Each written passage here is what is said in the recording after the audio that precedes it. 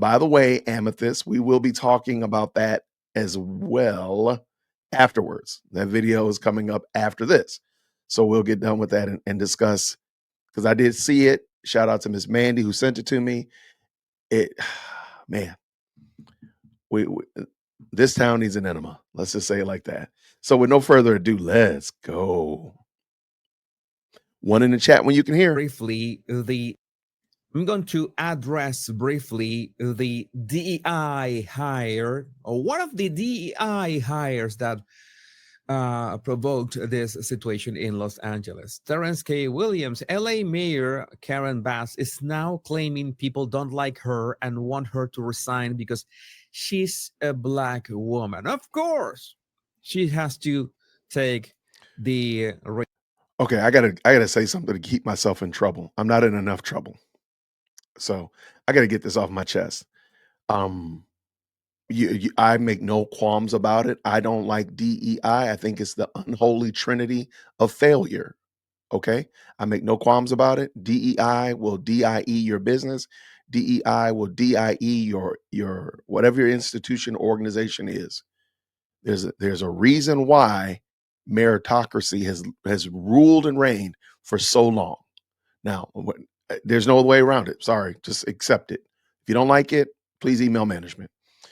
But something I noticed, there's a lot of people, big screen, there's a lot of people who don't want DEI to mean something negative. Well, then that's fine. Then go ahead and accept it. Go ahead and hold it, embrace it. Because either A, we're completely wrong, or B, you're completely wrong. There's really those only two options. It's very similar to children being on the playground. And children will find something about you to try to mock you about. And they say, "Oh, you're tall." Oh, okay. I'm tall. All right. Well, okay, great. I'm tall. What does that mean? Well, you're just tall. Okay. All right. Now, if a child says I'm tall, do I now immediately say, "No, I'm not tall. I'm short. I'm short. I'm height deficient." Do I do that? No, I'm fine. I'm tall. If DEI is good, then y'all live with it. Don't defend it. Stand on it. Stand on it. Yes, this is a DEI hire, and be proud of it.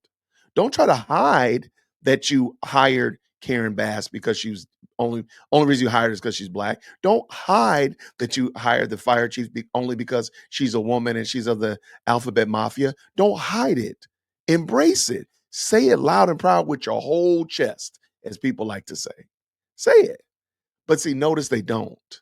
They try to excuse it away, or they try to argue about my not accepting DEI. If you accept DEI, then stand on your business. As they like to say, stand 10 toes down and embrace it. Don't try to hide from it. Don't worry that I don't accept it. If you're saying that it's something good, then I'm just a child on the playground saying that you're tall. But if you know that there's something wrong with it, then why in the devil are you holding on to it? Accept it. But see, this is the problem. So I just want to get that off my chest and let us go back, bring him back in, Jason. Let's go. Race card. She has to put out their race card because that's the only thing that they got. That's the only reason why they got hired in the first place. LA Mayor Karen Bass smiles as she talks about the loss of LA residents have suffered in the LA wildfires, will have destroyed 37,000 acres, 12,000 structures, and left at least 16 dead. This is just something, and you can see in her face, why are you speaking like this? Like it's your birthday. Angelinos, we're still going through it. And to any of you and all of you that have experienced a loss, the grief, the anger, the just utter what the fuck are you smiling? Whoa. I didn't know he was Why a are cuss you like putting that. that smile on your face? Why? How is that? How is this people real? I mean, I'm you know how this works. I make sure to add the videos to my show and not watch them until I react to them live. Like right now, I didn't expect her to actually be so blatantly psychopath. psychopathic. Like, oh yeah, let's you have a grief and loss. Oh, I've seen the devastation. Shock. I've seen the devastation.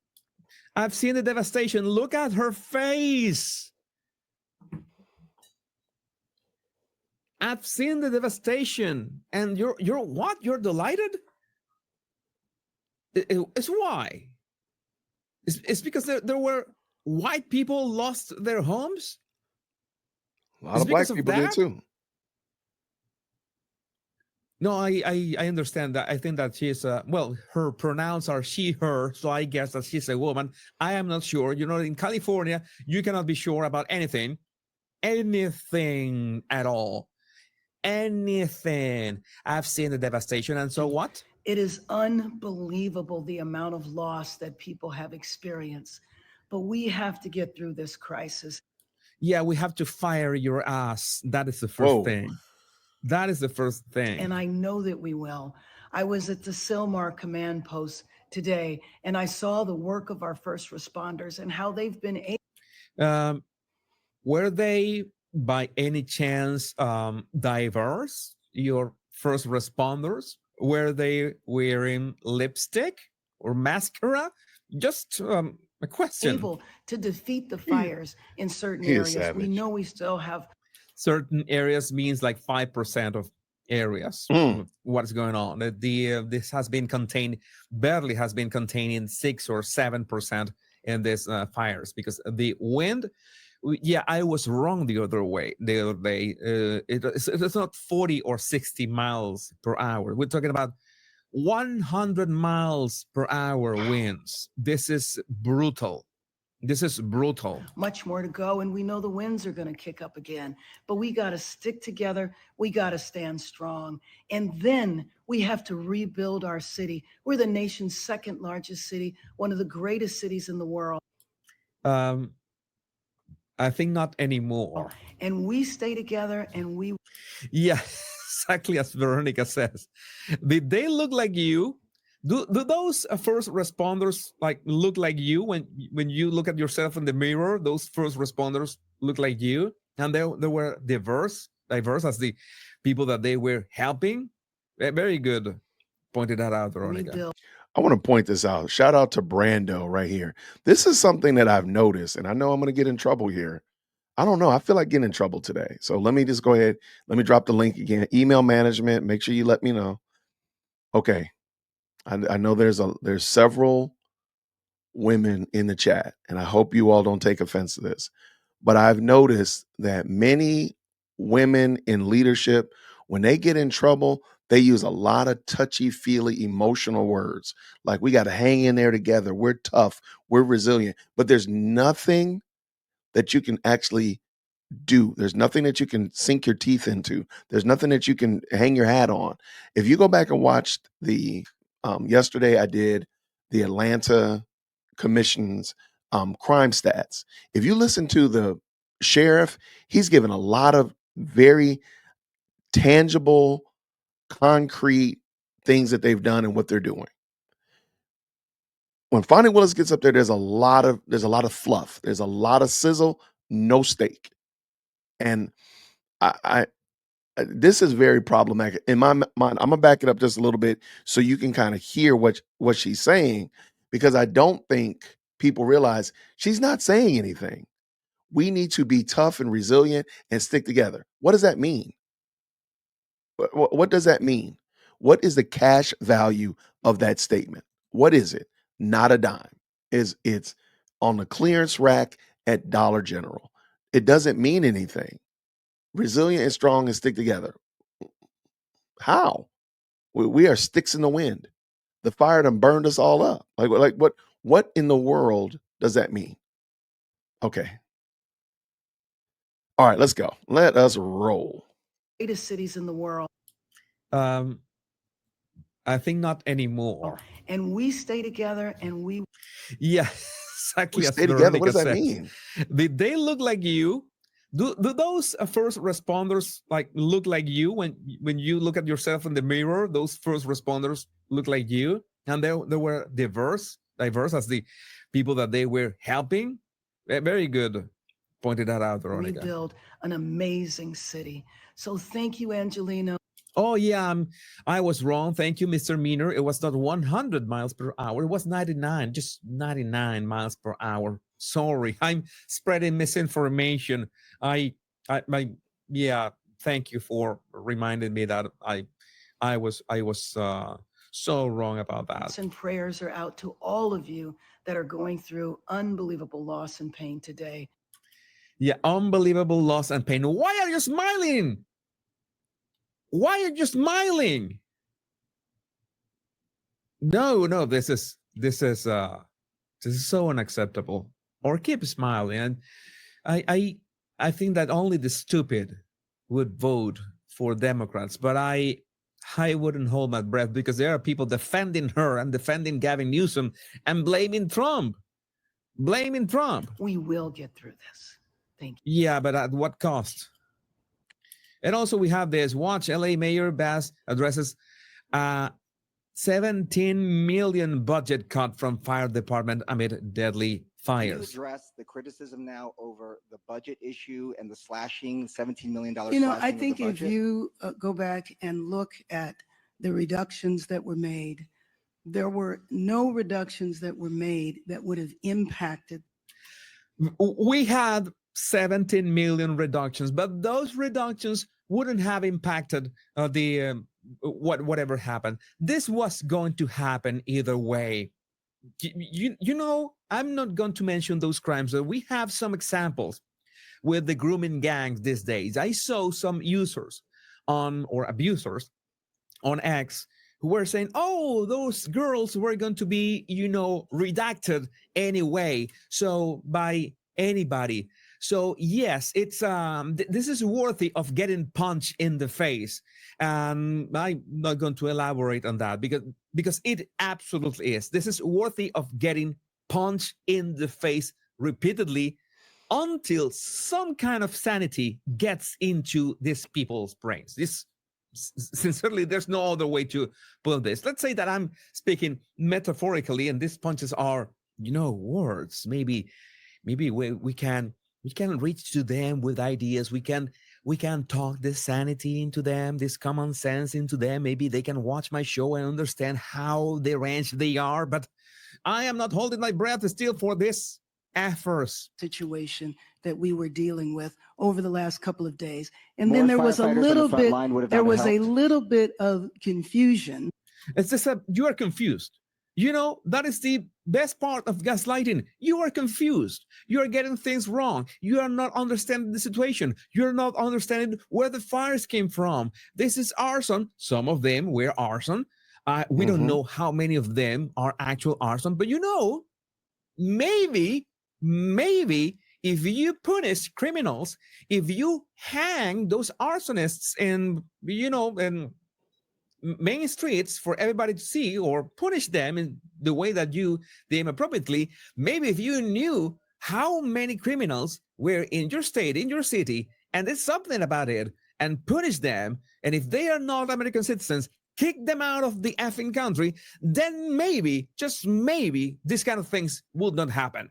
Maybe you could prevent. Maybe there would be no problem if there's no, if there are no arsonists, because nobody wants to risk being hanged by the balls at the town square. Then maybe we can pass the fact that some of those reservoirs didn't have any water. Systemic, modern problems require modern solutions. But the punishing people who make criminal acts is not modern. That is quite ancient, in fact. That is quite ancient. That is the thing that is missing, not only in California, but in so many cities and states of the United States of America and the world at large. Allocated to be distributed. The Western world. Because I don't know, for example, in the Middle East, they know how to punish people. Say what you want about Sharia law, but Sharia law absolutely works. It later on, which was actually going to support salaries and other parts of the fire department. No, I'm not going to be listening to you. I'm not going to be listening to you, especially because of this. especially because of this. The problem of DEI in firefighting isn't limited to LA and should be called out everywhere before disaster strikes. And you remember that I had a very strong rant the other day that is becoming viral on YouTube, by the way, about why women cannot be firefighters, as in women cannot be firefighters. Make sure that you watch that video. In Connecticut, a bill was proposed to create a more diverse, i.e., more female class of firefighters by lowering physical standards for women. Lowering physical standards for women. Specifically, women would no longer be required to pass 50-pound simulated best test component of the candidate physical ability test that men are required to pass. Keep in mind that the basic gear firefighters are expected to wear when fighting fires is at least 59 pounds. The last update on the bill's status was that it had been referred to the state legislature's Committee on Public Safety for review. However, there's no information indicating whether it passed or what its current status is. So we have this statement of purpose to allow for a more diverse class of candidates for firefighter positions, and additional female candidates would qualify for such positions based on revised physical standards that offer an alternative to the 50-pound simulated best test component. Oh my God. Yeah, you have the basic gear in here. You have the basic gear in here. And I know, and my stance is that no, it's women should not be doing, even if a woman, even if you have a woman, I mentioned Gina Carano, even if you have Gina Carano, if Gina Carano could do this, she could pass all the physical stuff Right. of that the man can do. There are women can absolutely can do that. Women shouldn't be there because the natural instinct of a man, especially in squads like this, like firefighters or policemen or the military, is to protect those who are, well, let's say, Women and let's say children. that we are driven to protect women. That's Right. something. If That's okay. you have an ounce of, masculine honor, it is a natural impulse. So if Fact. you have a squad of all men, they can be focused on the work itself. If you have one woman in there, a single lady in there, even if she can if she can do everything that the men can do, men can allocate 5% of their focus on, where is Gina? Where is Gina right now? It's natural, something that we do and we cannot, and that can affect outcome. If you affect an outcome by just 1 or 2%, just by 1 or 2% can be the difference between living being and dying. successful and tragedy. So I don't make the rules. I don't make the rules. That is like that. That is biology. That is how psychology works. Again, you are more than welcome to speak about that. Express your opinion in the comments. So let me see your live chat. All right. Thank you so much. That was a good one. But have no fear. We'll do Gavin Newsom tomorrow. But there is a lot of you all were talking about in the chat already about this breakdown of Karen Bass's history and such of that nature. So I will bring that in and we'll talk about it real quick as well as we're rounding these bases. But I want to say thank you again to all of you all who've helped this channel over the last year. It means a lot that you all rock with me in 2024. I'm really excited about what we're doing in 2025. And thank you all for being a part of it and helping us out to grow this channel and to keep getting social and political commentary from a Christian male perspective. I do want to say, hey, I did not watch Brother Rojas' video before, so I wasn't prepared for him to drop a couple of profanity bombs, but I think we can handle it. I think we're okay. Hopefully we'll be all right. Let us real quick. I got this queued up. And so this is Glenn Beck. And Glenn Beck, of course, is a podcaster and broadcaster in his own right. He's been doing it longer than, goodness gracious, he's been crushing it for a long time. I believe his network is called the Blaze Network. Good gentleman. He does a great job of various and sundry political commentaries and such like that. And so we're going to look at what he's talking about real quick as relates to Karen Bass and her past. Oh, I didn't mean that to rhyme. Karen Bass and her past. That worked out pretty well. Let's go. I want to take you back to November 7th, 1983. Ronald Reagan is in office. Do you know the date, November 7th, 1983? It's a night that echoes in the halls of American history. It is the date that a radical group known as M19 bombed the north wing of the United States Capitol. They bombed it. It went off. You don't know that date, November 7th, 1983? I mean, isn't that the day that democracy almost died? It was worse than the Civil War. Oh, no, sorry, that was January 6th, which all of us know, January 6th. Why not November 7th, 1983? Now, the group that did it, M19, claimed they were fighting imperialism. What they really were fighting for was the threat to the foundations of democracy. These were radicals. Now, why am I bringing this up today?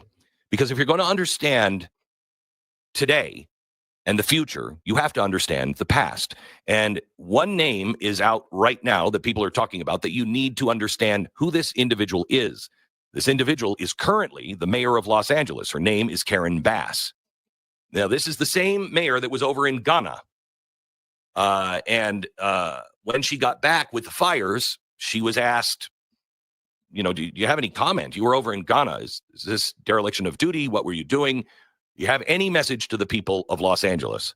Listen to this exchange. Do you owe citizens an apology for being absent while their homes were burning? Do you regret cutting the fire department budget by millions of dollars, Madam Mayor? Have you nothing to say today? She's standing in the airport. Absolutely nothing to say to the citizens today. Elon Musk says that you're utterly... Can we all agree? Can we all agree that young lady, I guess she's her assistant, that kept standing in between the reporter and Karen Bass?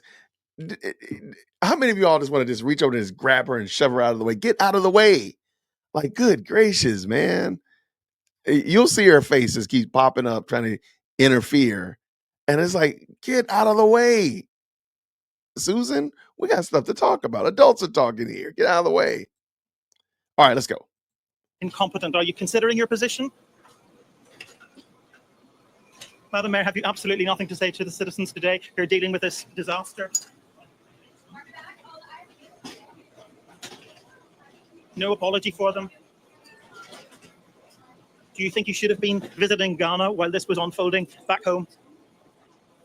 Now she's standing, that part that, where the jetway bends to go right into the airplane, right as you're going down the ramp, and then it bends into the airplane. She's standing right at that bend. She was actually looking through the window of the glass at security because she gets special treatment. She gets to not go through the airport. She can just go down those stairs and a car will pick her up and whisk her away. So she's standing there looking at security like, open the door. When are you going to open the door? Right. Finally, she just looks through and shakes her head and gets instruction, just go the other way. So she leaves. Now, what does she have to say? Well, not a lot. But let's understand who she is and why she doesn't have a lot to say. Karen Bass built her career as a community activist. Oh, there's a code word. We now understand what it means. The activism is a polite term now for her history. She's an activist. Well, okay. Her history is tied to radicalism, Marxism, and a dangerous ideology that bled from the fringes into the mainstream here recently. So let's start with the facts on her. Back in the 1970s, Karen Bass was not just a casual traveler to Cuba. Were there any? When she went to Cuba many, many times, she was a devoted participant in what's called the Venceramos Brigade. What is that? I've never heard of it. Well, it's a Marxist training program directly tied to Fidel Castro's regime. Between 1969 and today, this group has sent hundreds of young Americans to Cuba, not for a vacation, not for cultural exchange, but for radicalization. You don't join the Venceramos Brigade because you want to learn, what is that what is the emoji with the salsa dancer? Can I use that if I join the Vencerama? That's not what that's about. It's not about good Cuban Salsa coffee. dance. You join because you're a confirmed Marxist-Leninist.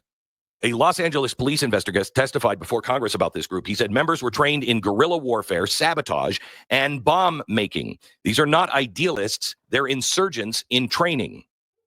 Karen Bass, she wasn't just a participant. She was a leader. She visited Cuba repeatedly, they say every 6 months. We could verify 8 times. She praised Fidel Castro, the dictator of Cuba, who was imprisoning dissenters, left a legacy of poverty and fear. In fact, this is not just her youth. She's still there. When Castro died, she was one of them who called his death a great loss to the people of Cuba. Really? A loss to the same people who risked their lives freeing his regime, trying to get out of Cuba? This is Karen Bass. She's the Los Angeles mayor, one of the largest cities in the United States of America. So let's fast forward to the president. 4 million people, a city on fire, literally and figuratively. Wildfires raging across the city. Firefighters begging for resources like water. Mayor Bass had other priorities. Instead of supporting her own fire department, she cut their funding. Where's the money going? To NGOs, non-government institutions. That will be understood. NGOs, non-governmental institutions or organizations, that will come to know, that's code for leftist activists most times. And she gave the firefighting money to homeless NGOs who are fighting for the rights of illegal immigrants. Oh, now they're packaging that as she gave money to fight homelessness. Okay. Well, homelessness is a crisis, but let's not kid ourselves. Los Angeles has poured billions of dollars into solving this problem, and it ends up in tent cities, open-air drug markets, streets lined with garbage and human waste, chaos spreading. And wait, what does she do? She defunds the people who are fighting fires. That's not, you don't take money away from the firefighters in an area of the country where it's known for firefighting. They don't even have enough firefighters. Okay. First responders, the people that run into buildings. Instead, she's in a different building in a different hemisphere. She's in Ghana, attending the swearing-in ceremonies of the president of Ghana, who I don't know anything about. Stu, I asked to look it up and maybe give us an update here in a second. So her city is burning, and Mayor Bass was thousands of miles away, rubbing elbows at a presidential inauguration in Ghana. Is that leadership or is that dereliction of duty? I mean, you can go, but was she on taxpayer funds going to Ghana? Why was she there? Anyway, let's go back to the radical history for a minute, because it didn't end with the Venceramos Brigade. M19, the same group that bombed the Capitol in 1983, had direct ties to Cuba and the brigade. Remember, she's a leader in this. Now, Susan Rosenberg, she was one of the women that traveled to Cuba and returned as a domestic terrorist, shared the same ideological roots as Karen Bass. Now, I'm not saying Karen Bass planted the bomb or anything, but let's be clear. She was part of exactly the same radical network. She called Fidel Castro charismatic. She praised the dictator who was brutalizing his people. She aligned herself with a movement that believed in revolutionary violence, including the bombing of the Capitol. Now, she hasn't reformed. She hasn't come out and said, oh my gosh, have I learned my lesson? That was all really bad. I was a stupid kid. No, she's held on to those things. And in fact, she was considered a front runner for the vice president under Joe Biden. Her record was so toxic, so troubling, that even the Democratic Party said, well, I don't, can we do that? When your Marxist roots are too bad, too heavy for the Democrats, the progressives in Washington, D.C. today, that says something. So here we are, 40 years since the Capitol bombing, something that people just don't remember because, well, the media didn't make it into a big deal. And the ideology. All right. So just give me a second to process all that's going on. So Karen Bass has a pretty interesting, revolutionary, dare I say, radical past. And Glenn is laying it out pretty well here. So let's see where all of this lands. Let's see how he lands this plane. Let's go. That fueled that bombing is alive and well and sitting in the mayor's office in Los Angeles. Karen Bass is just using new words. She's fighting for justice, for equity. She's fighting for the people. But what has her leadership actually brought?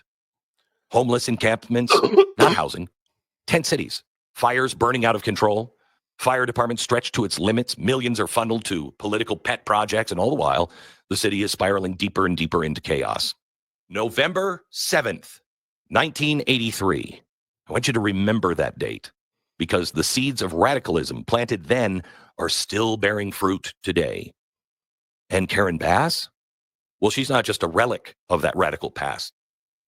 She, in many ways, is a torchbearer. By the way, I got tipped off by this by a short documentary I saw on Karen Bass from Errol Weber. Errol Weber is a very smart guy who did a great job on this. We tried to contact him to get him to tell this story on the air today. We didn't get a call back. He lives in Los Angeles. Oh, and wow. we hope and pray that we just missed each other. And it's not because he is in jeopardy or his family is in jeopardy or his home and neighborhood is in jeopardy because of these same fires. Wow. All right. Well, hey, thank you so much for that.